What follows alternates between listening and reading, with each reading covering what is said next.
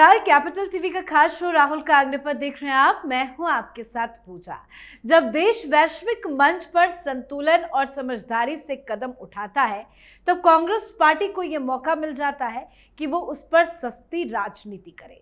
दरअसल कांग्रेस ने गाजा में संघर्ष विराम के लिए संयुक्त राष्ट्र महासभा के प्रस्ताव पर मतदान से दूर रहने के लिए मोदी सरकार पर हमला किया है।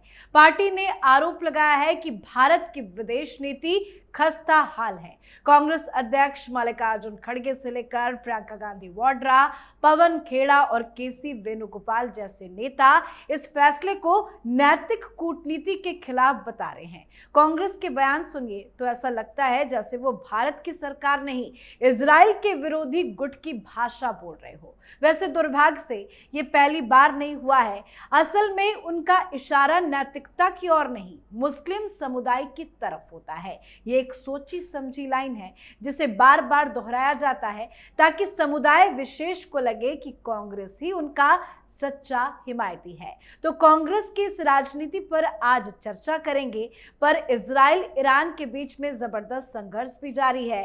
प्लेन क्रैश का जख्म अभी ताजा है, पर इस महत्वपूर्ण वक्त में, इस महत्वपूर्ण घड़ी में एक बार फिर से राहुल गांधी लापता है। खबरों के मुताबिक राहुल विदेश यात्रा पर है और समय भी भाई वैसा है, जन्मदिन सामने आ रहा है। तो कहां गायब है राहुल गांधी इतने महत्वपूर्ण वक्त में? इस पर भी थोड़ी डिटेल्स आपको बताएंगे और इन तमाम मुद्दों पर चर्चा के लिए मेरे साथ स्टूडियो में मौजूद हैं कैपिटल टीवी के एग्जीक्यूटिव एडिटर राजीव जी। सर, आपका बहुत बहुत स्वागत है। क्यों बार बार कांग्रेस पार्टी यही स्टैंड लेती है कि भारत कोई स्टैंड उठाता है उसके खिलाफ वो खड़ी हो जाती है? देखिए, कांग्रेस पार्टी अंतर्राष्ट्रीय मुद्दों पर, अंतर्राष्ट्रीय संबंध, विदेश नीति के ऊपर जो भी सवाल अभी उठा रही है वो इसलिए उठा रही है क्योंकि इनके जो ट्रेडिशनल इंटरनेशनल रिलेशन थे, ट्रेडिशनल इंटरनेशनल डिप्लोमेसी थे, उसे पीएम मोदी ने 2014 के बाद धराशायी कर दिया। इनकी पॉलिटिक्स क्या थी? डोमेस्टिक पॉलिटिक्स को अंतर्राष्ट्रीय मंच पर इसके इस्तेमाल के लिए लगाते थे कि भारत में जो चल रहा है उसको कैसे विदेशों में प्रदर्शित किया जा सके और भारत के लोगों में से एक विशेष वर्ग के लोग जो चाहते हैं उसके अनुसार हम अंतर्राष्ट्रीय स्तर पर फैसले लें। तो इससे भारत को हमेशा नुकसान हुआ। चाहे तो कश्मीर के विवाद को लेकर इन लोगों ने कश्मीर के विवाद में जैसे यूएन में गए, भारत का साथ उन देशों ने नहीं दिया जो कि भारत के साथ की उम्मीद ये लोग कर रहे थे। जवाहरलाल नेहरू के समय से जवाहरलाल नेहरू ने अपनी डिप्लोमेसी का इस्तेमाल किया, कहा हमारे विदेशों में पढ़ने के कारण कई ऐसे दोस्त हैं जो अमेरिका में बैठे हैं, ब्रिटेन में बैठे हैं, यूरोप के दूसरे देशों में हैं और बड़े पदों पर हैं, तो हमारा सहायता हमारी कर देंगे। और यूएन में ये चले गए कश्मीर के विवाद को लेकर। पाकिस्तान ने अटैक किया और इनको यूएन जाने की जरूरत पड़ी, जबकि हमेशा मध्यस्थता की गुहार कमजोर देश लगाता है। इस बार ऑपरेशन सिंदूर हुआ तो पाकिस्तान ने अमेरिका को मीडिएट करने के लिए कहा। अमेरिका ने भारत से बातचीत भी की और उसके बाद पाकिस्तान को समझाया कि तुम अपने डीजीएमओ से बात करवाओ। तो पाकिस्तान मंच पर आया, सामने आया इस बात को लेकर कि हिंदुस्तान की तैयारी, भारत की तैयारी ऐसी थी कि अगर 4-5 दिन और ऐसे ही संघर्ष चल जाते तो पाकिस्तान के बचे खुचे जितने एयरबेस है तबाह हो जाते, खत्म हो जाते, सैन्य अड्डे खत्म हो जाते, आतंकवादी ठिकानों की तो बात ही छोड़ दीजिए। तो इसलिए उस समय जब भारत मजबूत देश था, उस समय पाकिस्तान के कंपैरिजन में हमारी सेना भी मजबूत थी, फिर भी हमने क्या किया? ये जवाहरलाल नेहरू की कूटनीति थी, पता नहीं विदेश से उधार ली हुई कूटनीति, और वो यूएन में गए और धोखा दिया।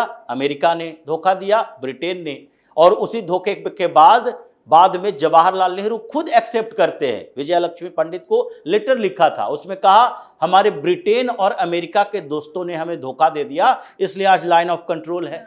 आपने तिब्बत के संदर्भ में कौन सी नीति अपनाई? आज भी तिब्बत एक बफर स्टेट बना रहता भारत और चीन के बीच। कम से कम एक मोर्चे पर हमें चीन का सामना नहीं करना पड़ता। तिब्बत के बॉर्डर पर उसे तिब्बत को लांघते हुए भारत तक आना पड़ता। जैसे इतने सालों तक बांग्लादेश का बॉर्डर और भारत का, जो भारत बांग्लादेश का बॉर्डर था, जब पाकिस्तान हुआ करता था, ईस्ट पाकिस्तान, तो उस समय हमारे अंदर ये रहता था कि कभी भी पाकिस्तान केवल अपने इस फ्रंट का इस्तेमाल नहीं करेगा, जैसे पंजाब हो या कश्मीर हो, वो उस ईस्ट पाकिस्तान के फ्रंट का इस्तेमाल भी हमारे खिलाफ कार्रवाई में कर सकता है, चाहे आतंकवादी भेजना ही हो। लेकिन जब बांग्लादेश आज़ाद हुआ, नया देश बना, तो हमारे बॉर्डर पर एक ऐसा देश था जिस पे भारत का एहसान था। धीरे धीरे वो एहसान खत्म हो गए उनके दिमाग से, क्योंकि इनके पास ज़्यादा समय तक एहसान रहता नहीं है, एहसान फरामोश कौम ही है। तो ऐसी स्थितियों में आज आके स्थितियां बदल गई, तो बांग्लादेश से भी खतरा महसूस होने लगा है। लेकिन इनके अंतर्राष्ट्रीय डिप्लोमेसी हमेशा से, ये भारत पाकिस्तान हो, भारत चीन हो, जवाहरलाल नेहरू के समय चीन ने अटैक किया 1962 में, उस समय भी इनकी डिप्लोमेसी ऐसी ही थी, न रसिया हमारे साथ, न अमेरिका हमारा सहयोगी। और फिर भारत और चीन के बीच संघर्ष में जवाहरलाल नेहरू ने हाथ खड़े कर दिए, सरेंडर तो उन्होंने किया था। आज जो नरेंद्र सरेंडर की बात ये लोग करते हैं, तो हमेशा से इनकी डिप्लोमेसी ऐसी रही है। फिर बाद में जब कश्मीर में विवाद रहा, तो उसके बाद इन लोगों ने मान लिया कि कश्मीर में मुसलमान और पूरे देश में मुसलमान, अगर कश्मीर में ये दो संविधान चल रहे थे, विशेष राज्य का दर्जा था, उसके खिलाफ अगर कोई स्टेप उठाते हैं तो फिर दूसरे जगह के मुसलमान नाराज होंगे, तो कश्मीर को यथास्थिति जैसे है वैसे रहने दो। और उसी कारण पाकिस्तान को मौका मिलता रहा कश्मीर में लोगों को भड़काने में, और उसके बाद ये कश्मीर के अंदर ही आतंकवादी पनपने लगा, पाकिस्तान से लाने की जरूरत नहीं पड़ी। फिर अंतर्राष्ट्रीय स्तर पर जितनी भी इन लोगों की पॉलिटिक्स पॉलिसी रही है, इंदिरा गांधी के एक समय को छोड़कर, जब बांग्लादेश में आज़ादी के नारे लग रहे थे और भारत को हस्तक्षेप करना था, उस समय यूएसएसआर के साथ जो इंदिरा गांधी की डील थी, उसको छोड़ दें तो हमेशा ये अंतर्राष्ट्रीय प्लेटफॉर्म पर नीचे की तरफ ही रहे हैं। लेकिन आज स्थितियां बदली है। आप कह रहे हो कि नहीं नहीं, हमें फिलिस्तीन और इजराइल के संघर्ष में फिलिस्तीन का ही साथ देना चाहिए, चाहे फिलिस्तीन के हमास, हिजबुल्ला, ये सारे आतंकी संगठनों का नेटवर्क पाकिस्तान के आतंकी संगठनों से क्यों ना हो। तो इसलिए गजा में युद्ध विराम होना चाहिए, ये बिल्कुल सही बात है, युद्ध विराम होना चाहिए। और प्रधानमंत्री मोदी ने भी कहा है युद्ध विराम होना चाहिए, लेकिन किस शर्त पर होना चाहिए। इजराइल ने क्या डिमांड की है कि अपने यहां से हमास के ठिकाने हटाओ, हमारे खिलाफ जो आतंकी हमले करने वाला हिजबुल्ला को मिटाओ, हौती विद्रोहियों से समर्थन मत लो, पीआईजे का खात्मा करो, जो हमारे खिलाफ आतंकवादी भेजता है, हम पर आतंकी अटैक करता है। अगर वो कर देते हो तो हम युद्ध छोड़ देंगे, हम शांति व्यवस्था बहाल कर लेंगे। हमारी मांग भी पाकिस्तान से यही है कि अगर पाकिस्तान टेररिस्ट कैंप को खत्म कर देता है, उन टेररिस्टों को हमारे हवाले कर देता है जो कि भारत में अटैक का जिम्मेदार है, मास्टरमाइंड रहा है, तो फिर हम पाकिस्तान के साथ अच्छे संबंधों के लिए बातचीत शुरू कर देंगे, कोई समस्या नहीं है। लेकिन तुम ये करते नहीं हो और हमसे उम्मीद रखते हो कि हम हो जो उन लोगों की सहायता करें, उन देशों की सहायता करें जो कि हमारे खिलाफ साजिशों में शामिल रहा है, तो अब तो ये डिप्लोमेसी नहीं चलेगी। अब इनके गजा के समर्थन में आए लोगों का साथ पीएम मोदी नहीं देंगे। अंतर्राष्ट्रीय स्तर पर हमारी पूरी व्यवस्था बदल चुकी है, न तो कोई हमेशा के लिए मित्र होता है न शत्रु होता है। जब जैसी स्थिति हो, जैसे अभी पीएम मोदी को जाना था G7 में, और G7 के लिए निकले तो वो साइप्रस रुके, जबकि मनमोहन सिंह की सरकारों को देखिए, उस समय जब कांग्रेस की सरकारें रहती थी तो यहाँ के प्रधानमंत्री का दौरा होता था अमेरिका का या ब्रिटेन का, यूरोप के किसी देश का, तो वो क्या करते थे, अगर डायरेक्ट नहीं जा सकते तो इनडायरेक्ट केवल विश्राम करते थे। फ्लाइट रुकती थी रिफ्यूलिंग के लिए, 5 घंटे का रेस्ट चाहिए। आज क्या हो रहा है, पीएम मोदी ये पूरे रूट को देखते हैं, उसके बाद देखते हैं कि हम क्या कर सकते हैं। तो साइप्रस में लैंडिंग हुई, इसीलिए वहां सर्वोच्च सम्मान मिला, और तुर्की को बैलेंस करने की कोशिश की गई कि देखो भाई, तुर्की के बगल का देश है, ये हमेशा यूएन में साइप्रस ने हमेशा भारत का साथ दिया है, कश्मीर विवाद में साथ दिया है, और तुर्की देता है पाकिस्तान का साथ। तो हमने उसके बगल में एक ऐसे मजबूत देश बनाने की कोशिश की जिसके साथ उसका संघर्ष चल रहा है। फिर साइप्रस अगले साल ईयू का चेयरपर्सन होगा, उसके चेयर इसके पास होगा, यानी कि यूरोपीय यूनियन का प्रेसिडेंट बनेगा, और वो यूरोपीय यूनियन के साथ हमारे जो समझौते चल रहे हैं उसमें साइप्रस की एक बड़ी भूमिका होगी। तो पीएम मोदी ने एक इनडायरेक्ट रूट तैयार किया, और उसी तरीके से इजराइल ईरान विवाद में ईरान को हमने कभी छोड़ा नहीं है जब सामान्य परिस्थितियां रही, जब अमेरिका की दादागिरी होती थी। मतलब अमेरिका अगर ईरान पर प्रतिबंध लगाता रहा तो हमने उसके साथ व्यापार खत्म नहीं किए। गैस का व्यापार हमारा होता रहा, तेल और गैस हम वहां से लाते रहे। लेकिन जब हमें लग रहा है कि यहां ईरान के खिलाफ इजराइल का जो जंग है वो आतंकवादी संगठनों के खिलाफ है, और ईरान है जो उन आतंकी संगठनों को भी सपोर्ट करता है जो पाकिस्तान में बैठा है, तो पाकिस्तान आज ईरान का ज्यादा करीबी हो गया है, तो हमें तो मन बदलना पड़ेगा, हम तो इजराइल के साथ खड़े रहेंगे। अब ये पूरे अंतर्राष्ट्रीय डिप्लोमेसी जो चल रही है वो तो परिवर्तनशील रहेगी। कोल्ड वार के समय वही स्थिति, आपने गुट निरपेक्षता की बात करके अपने आप को सबसे अलग थलग कर लिया, इसलिए आज तक अलग थलग महसूस किए। तो ये सारी समस्याएं गढ़ी हुई है कांग्रेस की, जिसको अब धीरे धीरे प्रधानमंत्री मोदी खत्म करने की कोशिश कर रहे हैं। और इनकी परेशानी ये है कि इनके पास अब क्षमता नहीं रही है अपनी डिप्लोमेसी बनाने की। तो ये यहां पर हिंदुस्तान के अंदर, भारत के अंदर ही उन लोगों का समर्थन करते हैं जो पीएम मोदी का विरोध करे, भारत के उस स्टैंड का विरोध करे आतंकवाद के खिलाफ चल रही जंग में। और भारत अगर अमेरिका, रसिया या फिर यूरोपीय संघ या मिडिल ईस्ट या फिर अरब के देश, अफ्रीका के देशों के साथ बैलेंस करके एक सर्वोच्च शक्ति वाले उस केंद्र में आने की कोशिश करता है, तो उसका पैर खींचने की कोशिश करेगा। और यही इन लोगों की पॉलिटिक्स है। और तभी बौखलाहट में इस तरह की बयानबाजी हो रही है। सर, बात करें राहुल गांधी की तो वही हुआ है जो हर साल हम डिस्कस करते हैं, बर्थडे आता है उसके पहले वो गायब हो जाते हैं। इस बार एक बार फिर से वो विदेश की यात्रा पर निकल पड़े हैं। बिल्कुल, ये तो संभावित था, और उनका साइकिल भी चलता है 3 से 4 महीना के बीच। वो उससे ज़्यादा हिंदुस्तान में रह नहीं सकते। भारत उनके लिए एक मजबूरी है। अगर देखा जाए तो भारत में रहना उनकी मजबूरी है। उनको जो खुशी मिलती है वो विदेश में रहने से ही मिलती है, और सबसे पसंदीदा जगह है यूरोप और अमेरिका, और वहीं पर जाएंगे। और इनके अपने पर्सनल लाइफ में क्या क्या है उसको मनाने के लिए, बर्थडे मनाने के लिए अपने परिवार की जरूरत होती है। और इन्होंने अपना जो परिवार बना रखा है, जो तथाकथित रिपोर्ट्स बताते हैं, उसमें से ये परिवार जो बना रखा है वो कहीं ना कहीं यूरोप में है। यहाँ पर ऐसे दौर में जब सोनिया गांधी अस्पताल में है, अपने घर, अपने परिवार को भी छोड़कर, जब कांग्रेस की स्थिति कमजोर है, अभी बिहार में सीट शेयरिंग के फार्मूला डेवलप होने की कोशिश की जा रही है, और राहुल गांधी के अलावा कोई भी ऐसा नेता नहीं है कांग्रेस के अंदर जिसके आदेश पर कोई मुहर लग सके।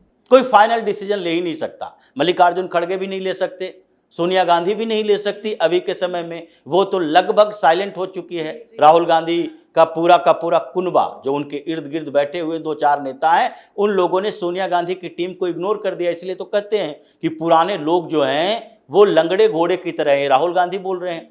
तो इसका मतलब है कि अभी के समय में कांग्रेस को छोड़कर ऐसी परिस्थितियों में हरियाणा में कोई संगठन नहीं बन रहा है, संगठन बनाने की कोशिश होती है, मंच पर ही झगड़ा हो जाता है। केरल में उपचुनाव हो रहा है जहां प्रियंका वाड्रा खुद रैली के लिए जा रहे हैं, क्योंकि इन्होंने तो वायनाड को त्याग दिया और उस समय चुनाव जीत कर आए थे। तो वायनाड से तो मेरा परंपरागत रिश्ता है, तो परंपरागत रिश्ता अगर है तो फिर ऐसे में वहां उपचुनाव हो रहा है एक विधानसभा सीट पर, जो कि आपके लोकसभा वायनाड की सीट के अंतर्गत आता है। तो ऐसी स्थिति में आपको भी जाना चाहिए था। तो प्रियंका वाड्रा आप संभालें।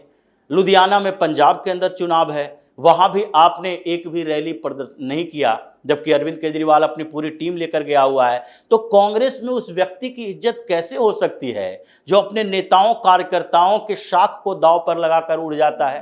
तो कांग्रेस के अंदर 4 राज्यों में, बिहार में, केरल में, पंजाब में और इस बीच मध्य प्रदेश में, इन 4 राज्यों में इतनी बगावतें हो रही है कि हरियाणा, पंजाब, मध्य प्रदेश, बिहार और अब केरल की स्थिति है। इन राज्यों में विस्फोट ऐसा हो रहा है कि यहाँ के नेता परेशान है कि हमको ऐसे दोराहे पर छोड़कर राहुल गांधी भाग गया है कि हो सकता है कि कभी भी विस्फोट हो सकता है, बगावत हो सकती है। दूसरी तरफ इनके कार्यकर्ता जिनको ये अपने साथ रखते हैं, और इन लोगों ने स्ट्रेटजी बनाई थी कि प्रधानमंत्री मोदी जैसे बर्थडे मनाते हैं तो पूरे देश में कोई ना कोई एक मैसेज देने की कोशिश की जाती है। जैसे सफाई अभियान चलाया गया, जागरूकता अभियान चलाया गया। तो ये सारे अभियान जो चलाए जाते हैं वो प्रधानमंत्री मोदी के बर्थडे के चाहे एक पखवाड़ा तक चलाया जाए, 15 दिन तक चलाया जाए, लेकिन राहुल गांधी वही पीएम मोदी के स्टाइल में इन लोगों ने सोचा था कि राहुल गांधी के जन्मदिन पर इनको पूरे देश में कुछ प्रोग्राम करेंगे जिसके आधार पर राहुल गांधी कम से कम पूरे देश के लीडर बन जाए। उसकी तैयारियां भी शुरू कर दिए, लेकिन जन्मदिन तो वहां मनाएंगे जहां इनका एक्सटेंडेड फैमिली है, जिनके बारे में ये जानकारी नहीं देते हैं। और उसके बाद इनके नए तरकीब जो होते हैं, ये पाकिस्तानी एजेंट जो आजकल हिंदुस्तान के अंदर रहकर भी राहुल गांधी पाकिस्तान की भाषा बोल रहे थे। एहसान तो जताना है, बताना है कि देखो हमने तुम्हारे लिए क्या क्या किया। अब भारत के अंदर रह के तो मीटिंग कर नहीं सकते, तो यूरोप में ऐसे ही ये पाक एजेंट से मीटिंग करेंगे। पहले भी जाते रहे हैं तो ऐसे ही मीटिंग कर रहे थे। और इस बीच इनका जो कद कमजोर हो गया है, इन्होंने बड़ी अपील की भारत में इंटरफेयर करने की, और आज डोनाल्ड ट्रंप पर सवाल उठा रहे हैं। यही तो थे जो जाकर अमेरिका में बोले थे कि डेमोक्रेसी के डिफेंडर यानी अमेरिका यूरोप के देशों को भारत में हस्तक्षेप करना चाहिए। और यही सवाल उठाते हैं कि ये ट्रंप ने क्यों बोल दिया मोदी के बारे में कि हमने भारत और पाकिस्तान का संघर्ष रुकवाया है। तो ये जो पूरी कवायद चल रही है राहुल गांधी की, इससे एक तो मैसेज जा रहा है कि हिंदुस्तान से, भारत से इनको प्रेम नहीं है। ये मजबूरी में भारत में रह रहे हैं और बाहर जाकर जिस तरीके से ये अय्याशी करते हैं, हर कुछ समय के बाद होटल में मीटिंग होती है, एजेंटों से मुलाकात होती है। जो पिछली बार भी ये इकबाल मिर्ची के साथ इन्होंने मुलाकात की थी, उसके भी फोटो सामने आए थे, लेकिन कांग्रेस पर कोई प्रभाव नहीं पड़ा। तो ये सारी कवायद जो राहुल गांधी की होती है वो केवल पर्सनल बेनिफिट के लिए होती है, पार्टी के लिए नहीं होती है। पार्टी को किसी स्थिति में छोड़कर जा सकते हैं, इसलिए पार्टी के अंदर उनके खिलाफ लॉबिंग हो रही है। कब ये बगावत और बढ़ जाए ये कहा नहीं जा सकता। बहुत बहुत धन्यवाद सर, समझाने। धन्यवाद। तो भारत का फैसला संतुलन, रणनीतिक समझ और अपने दीर्घकालिक हितों की रक्षा को ध्यान में रखकर लिया गया है, लेकिन कांग्रेस को इससे कोई मतलब नहीं है। उसे बस एक मौका चाहिए सरकार को घेरने का, चाहे वो विदेश नीति ही क्यों ना हो। और इस बार भी कांग्रेस वही कर रही है। तो दूसरी तरफ एक बार फिर वही हुआ है जो हर बार होता आया है। राष्ट्र संकट में होता है, जनता सवालों से जूझ रही होती है और राहुल गांधी जी विदेश पहुंच जाते हैं। इस बार भी कुछ अलग नहीं हुआ है। तो आपको क्या कुछ लगता है? आप भी अपनी राय कमेंट करके लिखिएगा। देखते रहिए कैपिटल टीवी। नमस्कार।